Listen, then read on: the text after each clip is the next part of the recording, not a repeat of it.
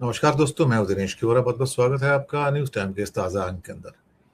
दोस्तों, अमेरिका ने लगातार चबहार पोर्ट के ऊपर ईरान में अटैक किए, बर्बाद कर दिया उसको। कंट्रोल टावर, उसकी जेटीज, उसके वेयर हाउसेस, इतनी भारी बमबारी की है कि इंडिया की हजारों करोड़ रुपए की इन्वेस्टमेंट पानी में चली गई।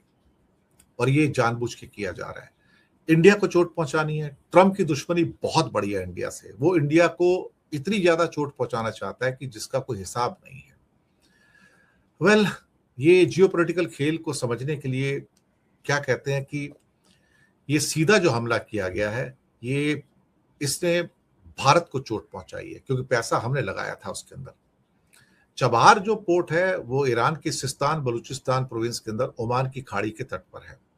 इंडिया के लिए स्ट्रेटेजिकली इंपॉर्टेंट था। हालांकि बीच में हैंडओवर कर दिया था ईरान को जब सैंक्शंस लगी हुई थी, लेकिन ये पाकिस्तान बॉर्डर से बहुत ज्यादा दूर नहीं है। मुश्किल से 70 किलोमीटर की दूरी है, 70-80 किलोमीटर की मैक्सिमम, इससे ज्यादा है नहीं है।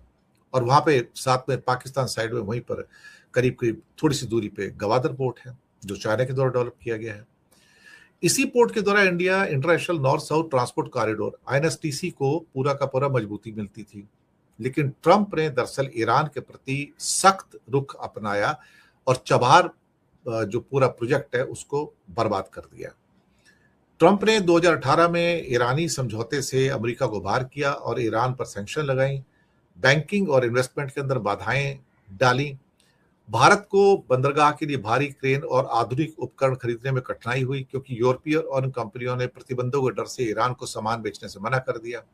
भारत को विशेष छूट तो मिली, लेकिन अल्टीमेटली वो छूट भी वापस ले ली गई बाद में। अमेरिका द्वारा हमला, यानी कि डेफिनेटली इंडिया पे हमला तो है ही है। हमला कहने को ईरान के ऊपर है, लेकिन भारत के ऊपर भी ये हमला बहुत बड़ा है इस समय। यह हमला आर्थिक, कूटनीतिक और प्रतिबंधों के रूप में था। मिसाइलों और बमों से अब हमला हुआ है यहाँ पर, यानी कि इसको अब बर्बाद किया गया है पूरा का पूरा।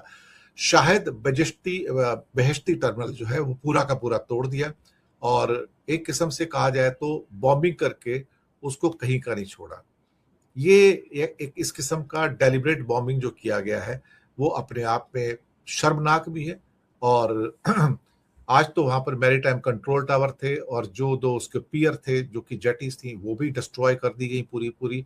यानी कि इंडिया ने जो बुनियादी ढांचा वहां पर पूरा, जिसके ऊपर इतना सारा इंडिया ने इन्वेस्टमेंट किया था, वो पूरा का पूरा एक किस्म से नुकसान हो गया। और भारत का करोड़ों रुपए का जो, हजारों करोड़ का जो इन्वेस्टमेंट था वो पानी के अंदर चला गया।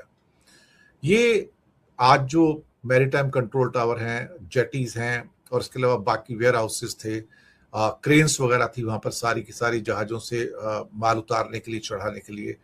और भारत के इन्वेस्टमेंट का, यानी कि मिलियंस ऑफ डॉलर का जो भारत का नुकसान हुआ है, वो अपने आप में बहुत ज्यादा बड़ा है।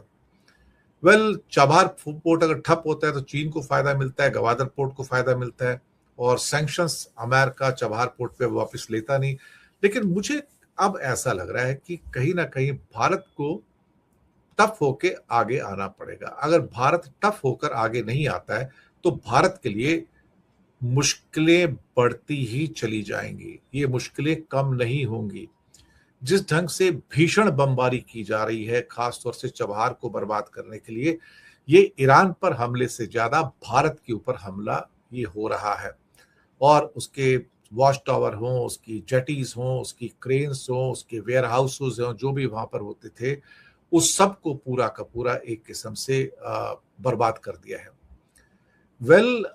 एक बात मैं यहाँ पर दावे के साथ कह सकता हूँ कि इस दुनिया के अंदर जो जियोपॉलिटिकल सिचुएशंस हैं उनको बदलने में बहुत ज्यादा टाइम नहीं लगता। इसलिए टाइम नहीं लगता कि 2 से 3 साल के अंदर, या मैक्सिमम 4 से 5 साल के अंदर, मैं ये अनुमान लगा के चलता हूं कि ईरान इस पोजीशन पे हो जाएगा कि फिर वो अमेरिका के बेसिस पे हमला नहीं करेगा जो कि गल्फ में है।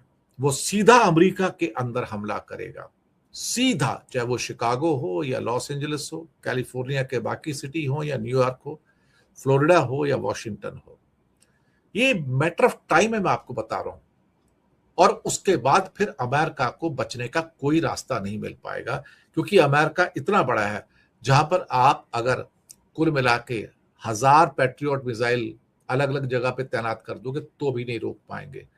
वहां पर रोकने का साधन ही नहीं हो पाएगा आपके पास। मिसाइलें इतनी ऊंचाई से आपके पास आएंगी अलग अलग शहरों में, आप नहीं रोक पाएंगे उसको। और आजकल की जो हाइपरसोनिक मिसाइल्स हैं उनको रोकना तो ऑलमोस्ट असंभव है।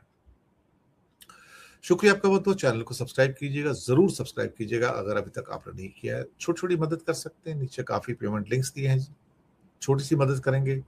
अच्छा जो एक प्रोडक्शन है हमारा और जो हमारी अच्छी पेशकश है उसको आपकी मदद भी मिलेगी।